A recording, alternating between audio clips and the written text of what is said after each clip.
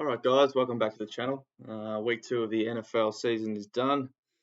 Um, it's already been 2 weeks. Hopefully, it doesn't go too quick because it's a great time of year. But this week in SportsDeck, like I said, last week was okay, but there's no need to worry too much. Some players underperformed that I thought would turn it around, and they did. One guy in particular. Um, so 550 for the week. That was about 100th score for the week, for the round out of 2,000. And that moved me up 600 or so spots to, now be 243rd. So pretty happy with that. But after 2 weeks, it's like any sort of fantasy, it's very clogged on the leaderboards at the beginning. So it'll take a few weeks to sort of sort itself out. But yeah, the main thing is I'm pretty happy where the team's at, and I don't think there's too many changes to be made, or I haven't missed too many things. So that is a positive. So we'll start with the team here, and I did make one trade. Forced, unfortunately, was the kicker. Ryan Santoso got cut for whatever reason. He missed it. Well, there's a reason he missed an extra point. And so in the kicker world, you miss an extra point, it's the easiest kick of your life. Everyone should be automatic. You get cut. It's pretty simple. So, yep, he's gone. And probably Evan McPherson, the guy who probably should have started from the start. Actually, it's McPherson because I watched an interview. He was on the Pat McAfee show, and he was their rookie kicker they drafted this year, and he nailed that game winner week 1, and his spot's really not really under any threat. So as long as he keeps performing, he should hold out the year, and hopefully just hold the kicker for us. You don't want to be trading the kicker spot, so already wasted one there. I don't want to be doing it again. So yeah, that was the one trade I did this week. And yeah, we'll go to the quarterback. So Jalen Hurts. I mean, I said it last week. This guy probably ended up being a season keeper. The way he started, he had a really good first game last week, and even this week he wasn't overly impressive. They lost the game. Didn't even have a passing touchdown, and he still scores 43. So that's simple as that. Gets it done on the ground with his legs, and in fantasy, that's all you want, or especially from a quarterback.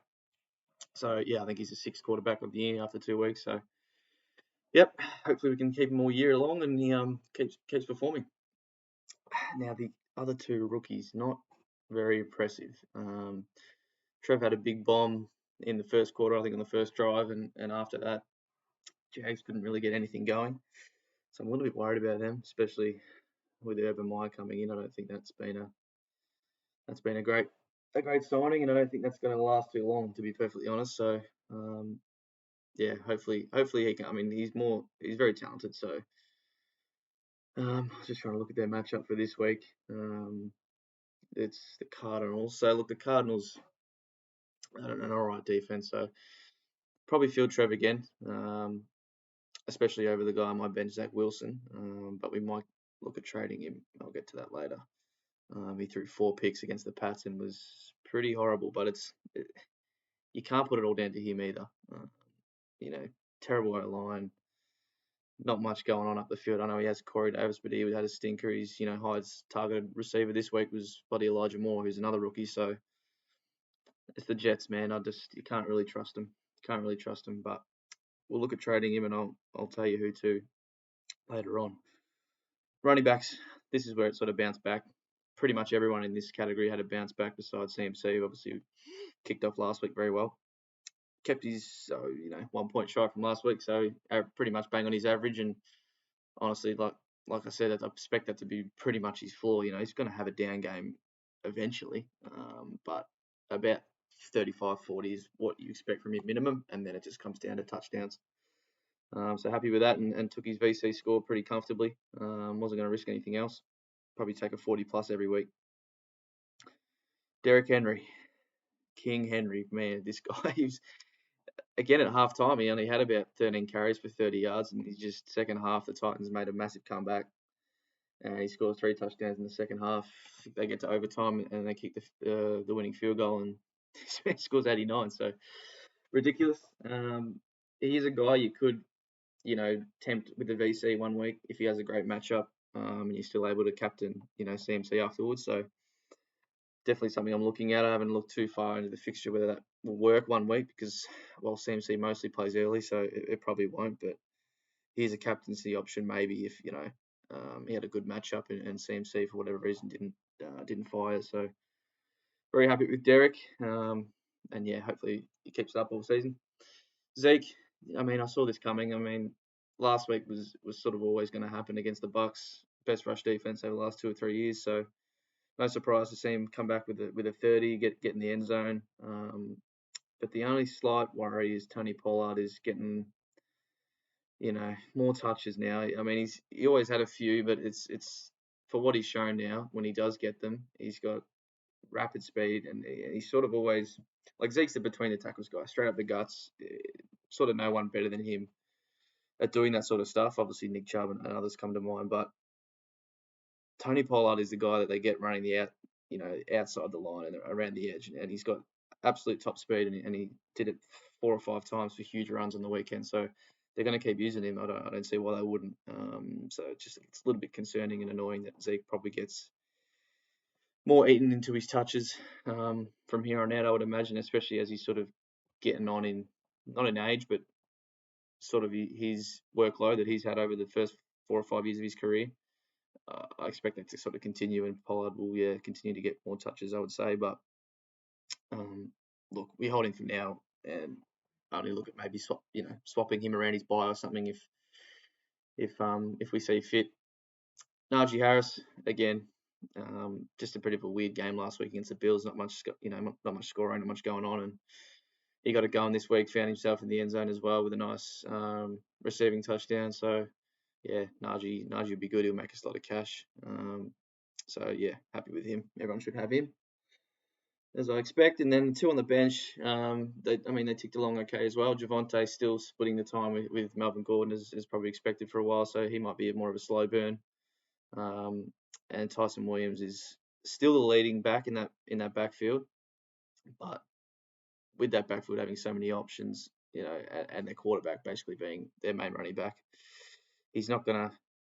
His ceiling isn't as high as other guys, and he's a rookie anyway, or rookie price at least. So you're not like expecting huge scores from him, but that's just the facts, and he's probably not going to really have any big ones in him because Lamar vultured 2 TDs, and of course he's talented enough to do that. And then he did have one in the line, which is annoying, but he fumbled it about half a yard out, and who was it? I can't even remember now. Someone just yoinked it off him and took it in for a touchdown. So yeah, that was annoying. We should have had one there, but he'll be fine. He'll make his cash as well.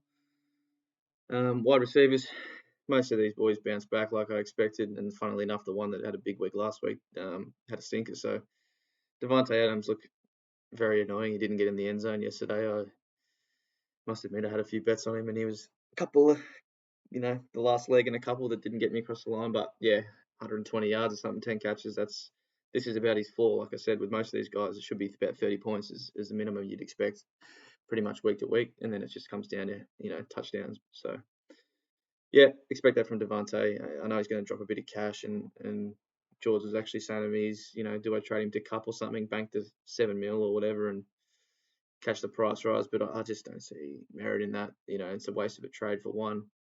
And Devontae can easily go off for 2 or 3 touchdown game, next week and really punish you. So yeah, he's hold all year, set and forget, and not to mention he's a captain option. So yeah, we keep Devontae.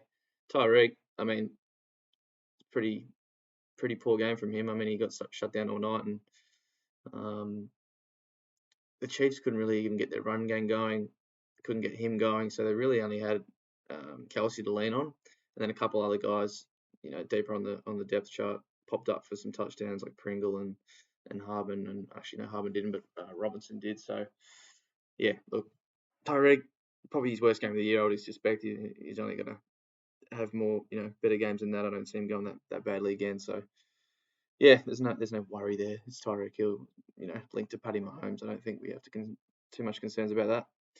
Ridley bounced back as well, found himself in the end zone. So yeah, the same with these first 4 guys. That's why I sort of wanted to lock them in, because they're just so reliable pretty much. You're only going to see one bad game from him a year, really. And teams are going to target them from time to time to take them away because they're pretty much all the team they're on's best option, probably besides Tyreek, you'd say, or he's playing with another great option, so it's hard to sort of do what they did to him on Monday night. But yeah, Ridley, Matty Ice actually played very well for the first half and sort of kept the Falcons in that game, and then he just threw it away in the last quarter. So not worried about Ridley. He was good.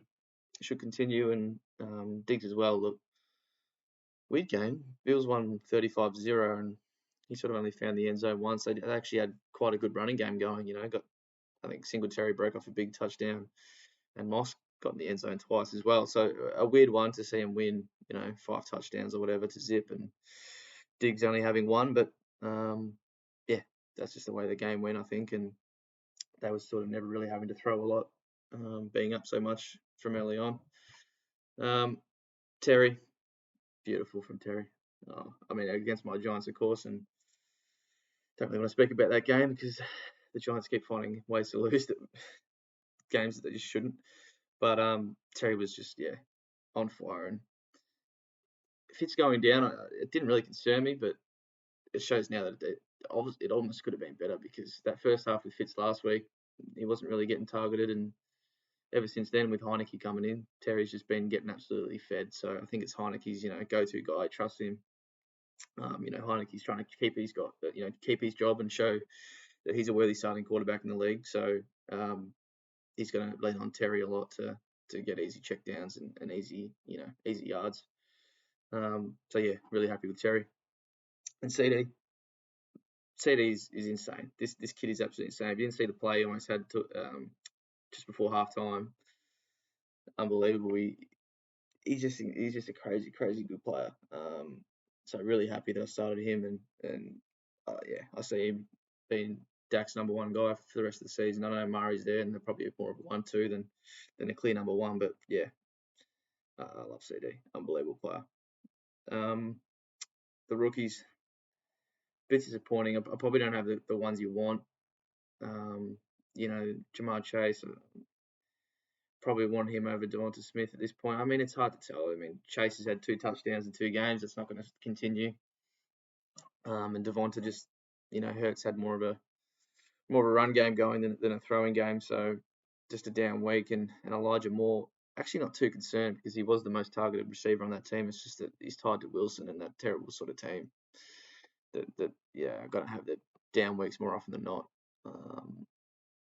So I would like one to be Chase, and then there's Rondale Moore, who went off, is actually the most targeted receiver on the Cardinals after 2 weeks, even more than Hopkins. So obviously I would probably prefer to have Chase and probably Rondale, but I don't think I'm going to use a trade to get one of them out or swap that just yet. The one that's actually tempted me more is Rondale than Chase. I know that might be weird to say. Chase is the number 5 overall pick and whatnot, but I really like what I saw from Rondale, and being with Kyler Murray, who's absolutely insane, and continuing sort of where he left off the beginning of last year. He's just come out on fire. He's probably the one I want more, and he's got that 40 that he just got in his system as well for a couple more weeks, and they got Jacksonville this week, so that's the one that's probably tempted me more than any, is getting Rondale over Chase, but we'll see. I'll let you know later in the week what direction I go, but at this stage, I'm probably not going to do anything, but we'll see. Tight ends, Kelsey, tight end 1, lock, doesn't really need to be spoken about. Man's insane. That massive touchdown run he had was incredible. Kittle. Thought I was a super genius starting this guy with an easy sort of schedule at the start of the season, and maybe flipping him to Waller at about week 5. It just has not worked. This guy does not get used anywhere near as much as he used to. And I probably should have even seen that coming because it wasn't that much last year either, and he obviously got injured last year, and so it's sort of hard to tell. But 2 years ago, 3 years ago, this man was getting fed like Kelsey does. But Shanahan is just not doing that anymore. It's just not the game plan. He's more of a blocker. Obviously, they love their run game in San Fran, and I know it's been 2 weeks. It might be an overreaction. Kittle might come out and have a big game, but I just don't see it. I just don't see it. He's not the number one option in the air anymore. That's Debo at the moment, and because that's at least what he had going for him. A couple of years ago, it's obviously they've always loved their run game there, and Shanahan always leans on that. But Kittle was still the number one receiving option, so it was always enough of a target share for him to be a good option. But now that Debo is, and he's not even the number one receiving option, it's even worse. So I'm actually very much looking at trading him out this week to sort of catch a price drop because he's got a huge break even. I'll have a look. It's like 55. It's not as big as I thought, but I don't see him getting that. Maybe against Green Bay. Consideration. Consideration. Pitt's tight end too. Probably has worked okay for you if you've gone with that so far. So that's another option. But I'll just keep going through the team. We'll get to the trades in a bit. I said the kickers before at the start. That's just sort of set and forget. Kessman there. If I'm happy with McCaffrey's score, I'll leave that and I'll take the VC and McPherson as the actual playing kicker. And then the Broncos, I thought the Broncos would be a better field over San Fran this week. They were playing the Jags, and the Jags just haven't shown anything. And I think I'll field the Broncos again because they got the Jets. So that's sort of why I guess they were the highest owned. They started with the Giants, the Jags, and the Jets, and that's pretty three poor teams. So that was why they were one of the most started. And I think I'll field them again. Now trades. The first one would be Zach Wilson. Big cash cows here. Tyrod actually had a very, very good start of the season, but he's done his hamstring and probably not one I would have trusted anyway, being at Houston. And, he's actually quite solid. But anyway, he's injured now. He's not really going to be an option. He's not playing in 2 days. So, not the option. The one is Heineke. 3.6 mil, cheaper than Wilson. So it's even a downgrade. And he's had scores of, I think, 20 when he came on. Just go back to this second half of the first week. So 20 against the Chargers last week, which was only playing, a couple of quarters, and then 40 this week against the Giants, playing the full game. So, he's one I'm very much considering because Wilson has had 4 picks. I actually don't mind Wilson as a quarterback. I just don't see him succeeding very soon at the Jets until they get their shit together. So, very much considering this trade. And if we look at, let's say projected scores here, 25, 30, it's got 37, but 25s and whatnot, he could get to, chuck another 40 in there. You get to 10 mil, even more, in a month's time. Fairly, not the greatest matchups. Buffalo, no, okay. Falcons, pretty easy. But then Saints, KC, Green Bay, they're not the best defenses, I guess, so it might actually play into his hands having to play in some higher scoring games, so that actually might be a good thing. So it's definitely one I'm looking at is Heineke. So I'll just complete that just to show you what it looks like.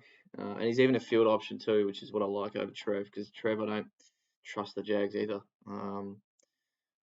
Again, I do trust Trev as a player, and I think he's going to be good, but just the team is a mess. And then the other trade I'll be thinking about is Kittle. Kittle out. Gronk started the season very, very well, but he has 4 touchdowns and he's only scored, 9 more points than Hockenson to this point, who only has, he has 2 himself, but I just trust Hockenson more, getting more targets. He's the number 1 guy for Goff. Sort of what I wanted to, expect with Kittle, and just a guy that Goff's going to lean on all year. Wants to prove himself. Being traded away in the off season. He wants an easy guy to check down to, and Hock's that man. Actually similar to what I was saying with Heineke and Terry. So I trust Hock more than Gronk and really anyone else, to be honest. Obviously Waller would be nice, and I can actually do that, I think, if I do the Heineke trade as well. Actually, no, I can't. 40k off. So anyway, I'd actually think I prefer Hock and then take the cash. I'd have about 4 mil in the bank, and that could be, enough to upgrade and get my next running back or get the next, QB, primo QB. So that is what I'm looking at. I have not decided that I'll confirm it yet, and look, I won't have to anyway until Sunday. Panthers and Texans play on Friday, so obviously we VC CMC. That could be a big one. But yeah, I'll decide on these trades later in the week. I'll quickly talk about a few players that are sort of popping off as well while we're here. Kyler. If you went the one QB strat, which a few did, Kyler would have to have been the guy. And if I was going to do that, he would have been the guy as well. So a bit spewing that I didn't do that strat, but you do have to compromise elsewhere. But it kind of has worked because you've been able to field Chase, you've been able to field some decent rookie running backs as well, where you've had to take the cut. And you probably would have had to field Pitts at tight end too as well. But they've actually worked out okay for 2 weeks. But it is only 2 weeks. But yeah, 70 average, crazy. He's going insane. I'll quickly just go QB, go by position. Brady, again, house on fire, favourite for the MVP. At this stage, Lamar had a big one. And then there you see, Hurts, which is QB, 6, like I said. So good start from Hurts, and hopefully we can keep him for the season. Running backs, Derek just goes bang after the poor week 1, straight to the top. CMC, you will see there all the year. Aaron Jones had a massive one yesterday, 4 touchdowns. If you started and stuck with him after week 1, you were rewarded as well. Nick Chubb, solid as ever. Honestly, he could have been a decent option. I mean, he does rely on touchdowns, but he gets them. He gets them, especially in that offense. Cook had a couple of just okay weeks. Kirk's actually been throwing a lot of dimes, and I thought they'd lean more on the run game this year, but look, he's been okay. He's been fine. He's been he's dealt with Cook. The only thing is he went out with an injury sort of late in that game, so you have to monitor that. But he could be a guy we sort of upgrade to later. Henderson was a good start at 5 mil, which is a bit annoying. Something we could have got, but he also has an injury concern this week as well. Who else have we got? Just go by picked. So there's, Kamara, a poor score this week. Saints were very, very poor themselves, so he's going to drop a bit, and he might be a guy we look at getting in later. Yeah, geez, almost 100 break even, so he will be a guy we look at possibly as our first upgrade if he drops a decent amount of cash. We'll go by total points here first. Cooper Kupp.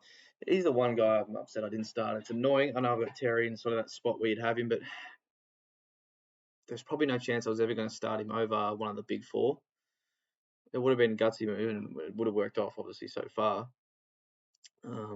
If you started him over Devontae and then have, 7 mil spare. But it's been 2 games, and he's got 3 touchdowns already, and he had 3 touchdowns the whole of last season. So, I actually said in my first video that I expect that to rise, and he had 10 2 years ago, so I fully expected this, but, he's been insane to start, and they get the Bucks this week. Granted, their secondary isn't that great, but it's, it's the hardest matchup so far, so we'll see how he goes, and Lockett's had a huge start as well. I said this position, wide receiver, was as volatile as ever, and it's impossible to predict. So you just got to trust. You just got to trust in the big guys that'll average the most across the season. We paid up for them. There's a reason that they're the most expensive. They did it last year. They've done it for many years. So, you see a Mike Williams here for 6 mil. He's shown flashes, and he always has, but he's not been able to put more than 2 weeks together. Yes, he's done it right now, but I like watching him play. He's a very good player to watch. He takes unbelievable catches. He's very physical as well, but it's just the facts he hasn't been able to put it together for long. So, I still expect Keenan to be the number 1 receiver on that team. Yeah, that's about it. There's a few other surprises. CD there. I expect CD to just continue to be there for the rest of the year. Tight ends, sort of no surprise. We went over before. Kelsey number 1, and then Wild did have a bit of a down game on the weekend. Sort of for his standards, you expect him probably to be around the 30 mark most of the year, so don't worry about him. And then kickers and the rest probably don't have to worry about too much. So there's the team, and that is it for that. I'll quickly go over what my sleeper league. Where was the matchup last week? So it was a pretty comfortable win in the end.